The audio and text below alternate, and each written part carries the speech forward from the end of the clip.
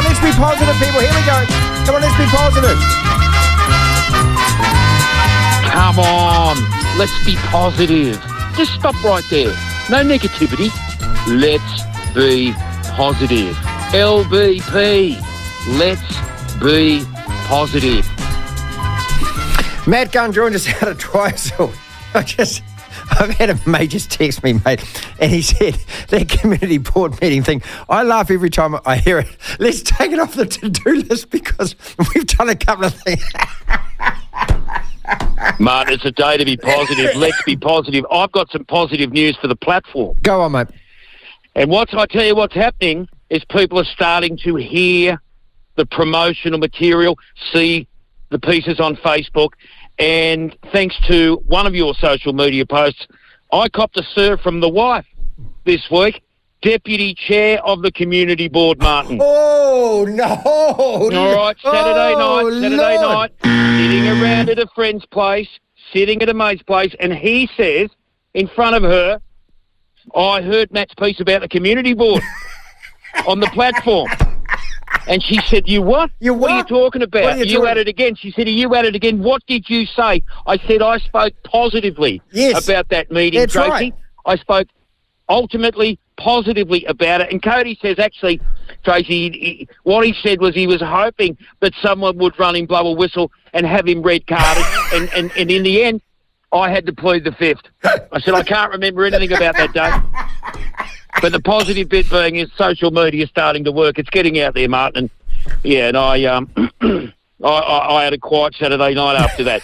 But anyway, I'm glad everyone else is getting a laugh out of it. I thought it was funny too until she heard that I said it. Resurrection Distillery, people. Resurrection Distillery, as in the good Lord going up to the top spot in the sky. Resurrection Distillery on Facebook. That's what Matt's doing at the moment. He's brewing his own. All right, let's be positive, mate, about Fozzie and about the All Blacks. You can give us a different perspective because you obviously come from the other country out west, and so you're not an All Black fan. Be positive. All Black fan, be positive. Well, I am going to be positive. We've got a World Cup next year. Now, I'm not saying the All Blacks will be anywhere near the final of it. They've got a fair way to go after the last 2 weeks.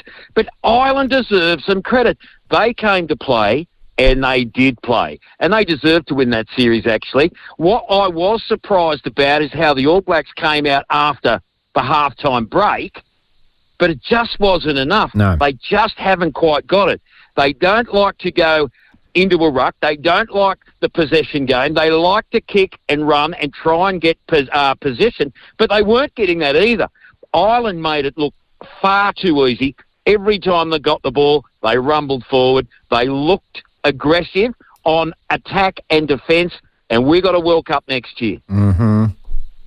Well, I feel very positive about that. They shouldn't have cancelled the press conference. They're men, right? Yeah. They're grown-ups. Yeah. You know, you are essentially funded by the people that want to hear that. Yeah. They're essentially funded by the media and the public, and to run away for whatever reason and decide not to discuss it because everybody knew somebody was going to bring up whether or not the coach should go is not a reason not to do it.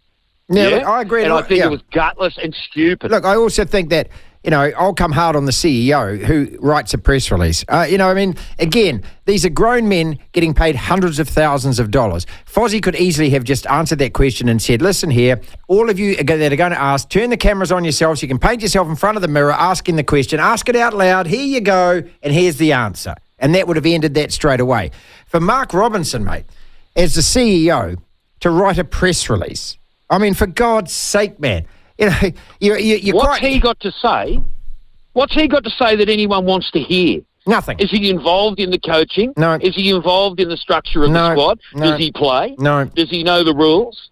I mean, look, at the end of the day, the people to hear after the game, coach and captain, that's the way it goes. Show up, take your beans, and get better.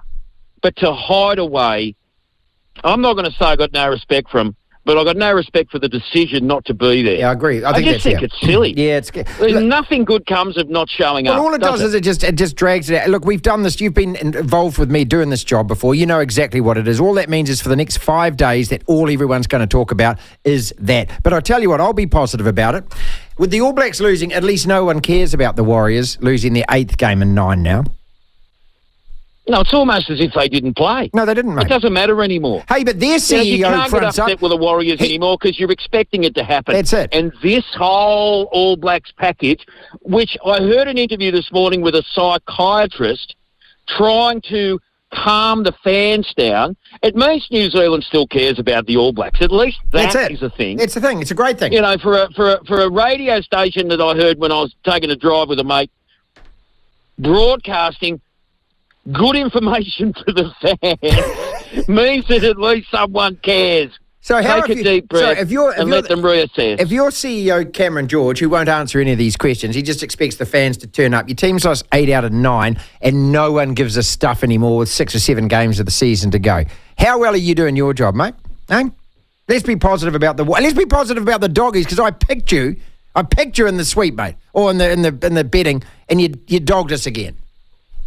Yeah, I know, Martin. And look, I'd love to say it was a semi-comeback, but of course, comebacks finish in a victory. We looked pretty good. We don't deserve the spoon. And this is what I'll say to Cameron George. If you finish below the doggies, Cameron, write yourself a press release that says I'm moving out because we are going to get the spoon. They don't look like they can win. They don't look exciting. At least the Bulldogs are starting to score points. Yeah. You know, we started the season, we could tackle, we could defend, we couldn't score points. We're ending the season, we're coming to the end of the season, and we look like we're getting a squad together. If we can keep it going next year, there is a glimmer of hope for us. Cameron George, where's the glimmer of hope? Well, one of them's going to Brisbane, as we know. Yes, we know. But there's other good players coming, and there's a lot to look forward to. That's right, a lot to look forward to, mate. Yeah, that's right. I don't know how you sell tickets, Marty. I think it was pre-season. They're going to start winning, is what he said. Here's a thought, though. And as I switched on the league yesterday, I saw Cherry Evans play on the weekend. I saw Big Papa. Josh Papali'i playing for the Raiders.